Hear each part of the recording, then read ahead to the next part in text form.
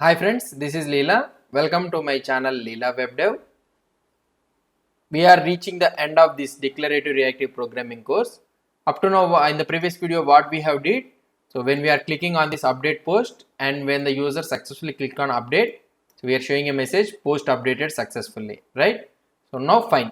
Now my requirement is when this post got updated successfully, we need to redirect back to the post. So all the post page wherever the post is there, declarative post page, main page, it need to redirect back. When we get an error, so it should be there in this page only. But when it is success means it need to go back to this page and it need to show that post updated successfully. So that is the scenario I need to implement. Right now what we have did, when the user clicks on the update post, it is getting updated and we are showing the message there only. Now when we want to go to this declarative post means we need to click back again. Or otherwise if you want means you can also add a button something like back to post, that post will be redirected to that one. But I want to that when the post got updated successfully, it need to automatically redirect back to the declarative post. So that is the scenario we need to write. Now there is two type. We can do this one in two ways actually. So what is the first way is, we know that already when we click on this update post, okay, when we click on this update post, so we are able to show that post updated successfully, right? So when we are showing that post updated successfully, okay, when we are showing this post updated successfully, this message, so what I want to show it, when this message we get that message, when we get that success message, then automatically we will move that page to this declarative post, right? So we can use that scenario, or otherwise you can maintain another subject, and when this subject complete notification subject or something like that, when this post completion is completed success means, then you can navigate back to the declarative post. So we will try to see these both scenarios. First we will see the first scenario, that is nothing but what I can say is, let's take the notification service here, private notification service, okay. So this will be notification service. So I am taking the notification service. So let's try to get that one. So notification service we need to get. So let's import this notification service.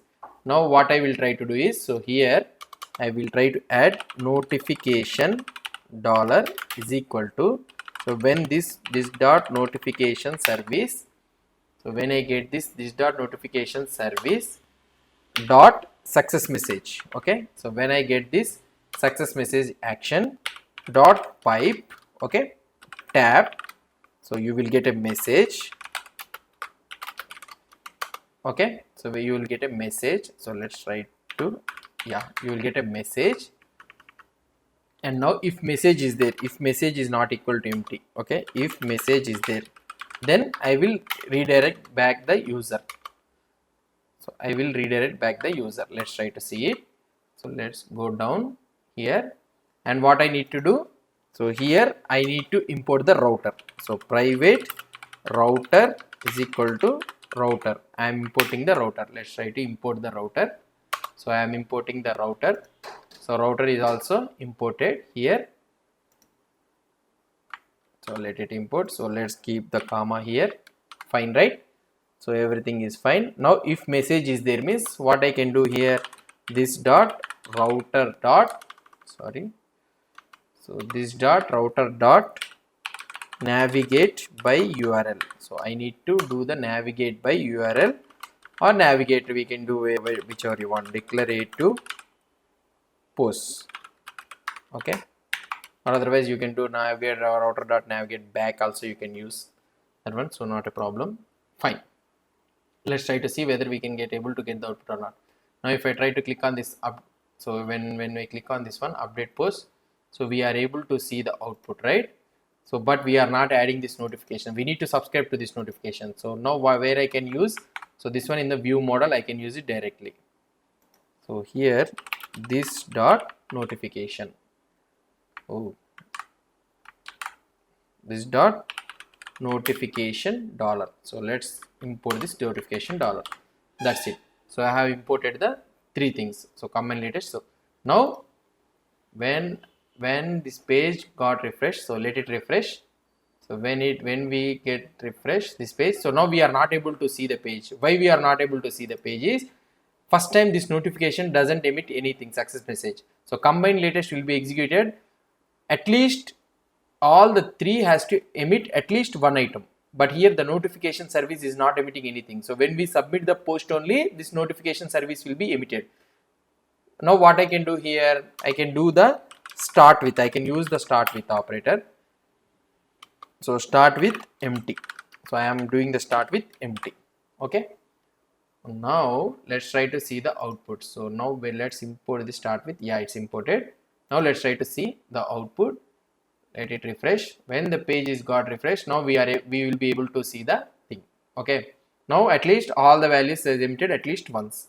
Now if I click on the update post, now what will happen? See, it went back to this page and we got the post updated successfully. So this is one way of showing this one. When you go to update post again, when I click here, so it will go back and it will show it immediately.